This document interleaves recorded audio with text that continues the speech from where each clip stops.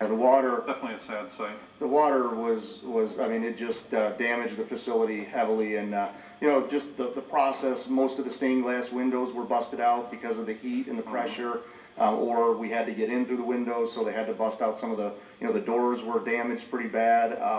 I think there's one window in the back of the church that there's like praying hands they're made out of stained glass. That section survived. So, you know, if we're able to salvage it, we'll try to, you know, maintain the original integrity. If we have to rebuild it, we'll try to salvage as much as we can to keep some of the originality in place, you know, whether it's the pews or some of the glass that we're able to move. Thank you. Okay. I have one more question if nobody else does. Sure. Okay. Maybe Guido could answer this. Are all the buildings at Heritage Park that they're working on going to be finished before the Blue Water company is, well, they're all set? I know the fencing is up, but they're still working on the buildings. Is our goal to try to get those porches and things done before our event? I guess that's my question. Through the chair, Councilwoman Pat said is correct. They should be out of there, start finishing up mid next week. They're wrapping up town hall. They have everything set, framed out at the train station, so they'll start decking that out tomorrow or Friday. So everything will be concluded, complete, and ready for the event that'll run 8 weeks during the holiday season. Okay, thank you. Guido, just real quick, I just want to thank you. You know, when I sent that text, somebody tagged the outhouse. Yeah. What do they call that? The outhouse shed or something? It's a structure. They did a good job. It looks, you know, there's just a little pink haze there, but other than that, it looks a lot better. I'll let the guys know. Thank you. Yeah, sure. And also, just real quick, as usual, after an election, I'm surprised Clerk Bauer is still able to function, because I was here late and tired last night, and I'm tired today, so I can't imagine how she's doing, but definitely a chaotic day, and like I said online earlier, I'm always impressed how you run such an efficient ship on such a crazy day, so congrats to you and your staff, and you know, I think there's going to be still a little tug of war going back and forth, but you know, I think you guys did a great job, and every time I witness the chaos, I'm more impressed each time, so again, props to you and your staff. So, okay. Does anybody else have anything? Okay, if not, I'll entertain the motion to adjourn. Oh, Councilman Bizarro. Oh, Mayor. Sorry, I was just deferring to see if there was any more council questions. Mayor, Again, I echo what the chairman said. The election was as smooth as can be. I know a couple minor hiccups, but you know, with that level of volume, you're going to have some small minor incidents, and I think we were prepared for much worse. And thank goodness it ended up, you know, being a lot better. But great job, Cindy. So, Mr. Chairman, I just want to read just kind of a prepared statement and then just give you guys an update. The City of Taylor is seeing a heavy spike in confirmed cases of COVID-19 since November 1st, with 84 new cases, raising the community's overall total to 1,360.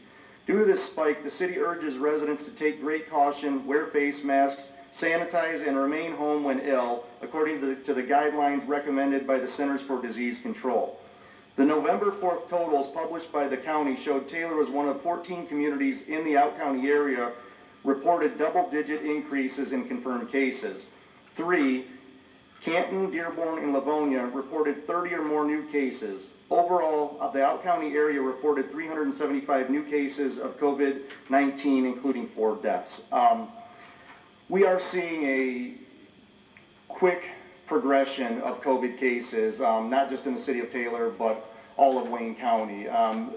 We've been part of several conference calls with the state of Michigan and the health department of Wayne County, and most of the projections they're projecting a complete stay-at-home shutdown again somewhere around Black Friday, based on just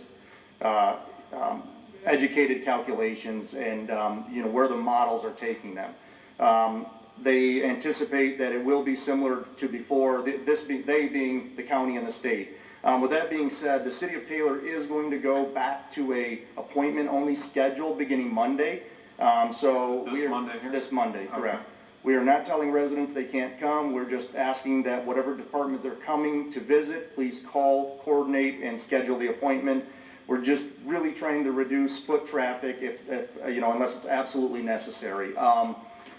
we anticipate that we'll continue that schedule throughout the remainder of 2020. So we think that it will likely go at least until the new year. So I just wanted to give you all the notice, and we will officially put something out by Friday, and then if there were any questions. But the rising numbers is very alarming, and it appears that it's going to continue to grow. Mr. Chair, I'd like to add to that. The reason that I'm not there is because I am in quarantine. Someone that I work with was tested positive, so it is out there. Please wear your masks. Do your social distancing. There's a lot of things going on, and a lot of people are getting this. It's not like the flu.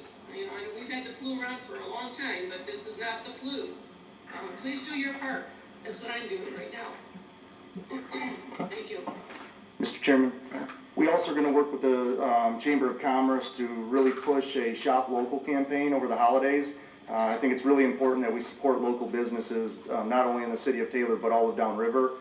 These companies have been hit really hard, and quite honestly, I think the uncertainty is really giving them a lot of heartburn with their future, because they don't know what they're preparing for anymore. So I think everybody had hoped that, you know, we'd be coming to the end of this soon, and you know, all indications are in early 2021 there will be a vaccine, but until we get there, you know, we just want to be careful and be cautious here, but we do want to encourage people to try to support your local businesses.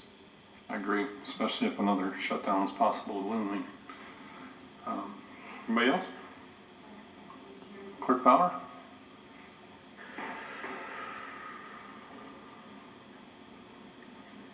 Okay, thank you, Mr. Chairman. I'm going to make this brief because I want to go home. I just have to add a few extra thank yous to the list here. Thank you to everyone up here for providing the food yesterday. That was greatly appreciated. I received several texts from workers. They were very happy, very impressed that they were thought of, and they thank you for that, and so do I. I also would just like to thank the school district for working with me. I have my polling locations there. John Carter at Maplewood, he was wonderful the last few days. I had some little minor just things that we needed done. Lori, Guido, Johnny, Senior Center, you know, just working with us and the workers there. HR, Sheila and her staff helped me so much with needing extra assistance in the department. Keith at DPW, the Taylor Police Department, auxiliary. I couldn't do the elections without them. They were out patrolling all day yesterday. We had very few issues, like maybe a couple where voters were angry that they had to remove campaign items, clothing, masks, stuff like that. My staff, Sarah, my deputy clerk, Adam and Sydney in my office, my extra other assistants that I had, they were all excited to go home at 5 tonight. It's the first time I think that they've left at 5 in weeks. So it's been a long process. We're glad that that part is over. We're aware that it might not be fully over, but we're ready for that challenge too. Like the mayor mentioned, we had a few minor issues yesterday. Equipment is equipment. It's touchy, and we did have some